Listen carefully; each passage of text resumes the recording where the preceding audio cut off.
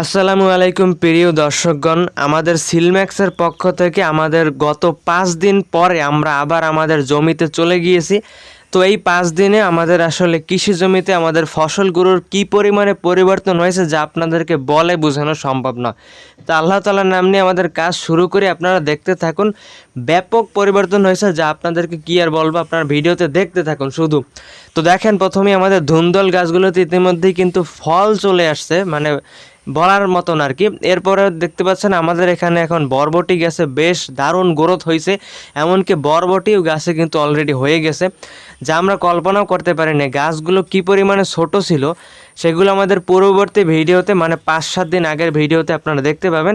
কিন্তু এই 5-7 দিনের মধ্যে বরবটি হয়ে গেছে, গাছ বিশাল আকার হয়েছে, মানে পুরো মাথা নষ্ট করা।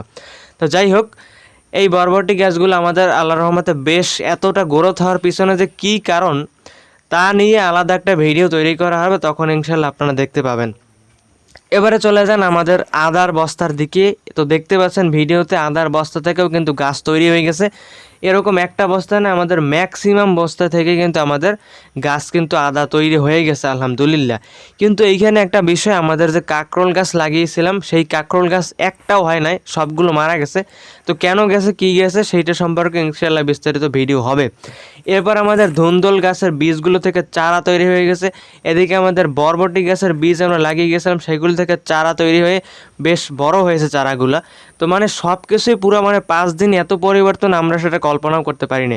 তো যাই হোক, এরপরে একটা দুঃখজনক বিষয়, আমাদের আসলে মরিচ ক্ষেতটাতে অনেকগুলো মরিচ গাছ ছিল, কিন্তু সেইখান থেকে সবচেয়ে বড় যে মরিচ গাছ সেইটা আমাদের মারা গেছে।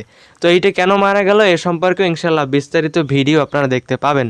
তো যাই হোক, এর পরবর্তীতে আমাদের যে বীজগুলো ছিল, বীজ আমরা আরও লাগিয়েছিলাম, এদিকে আরও ফুল গাছ টুল গাছ ছিল।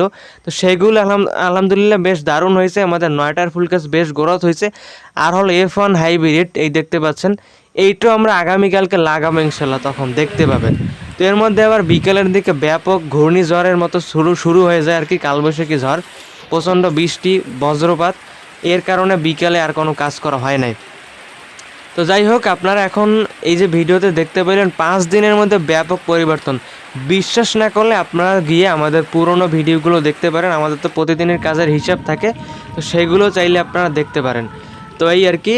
তো আর এর পাশাপাশি আপনারা সবাই হলো যে আমাদের এই যে 2টি পতাকাধারী, এদের আপনার পণ্যগুলো অবশ্যই সবাই বয়কট করবেন।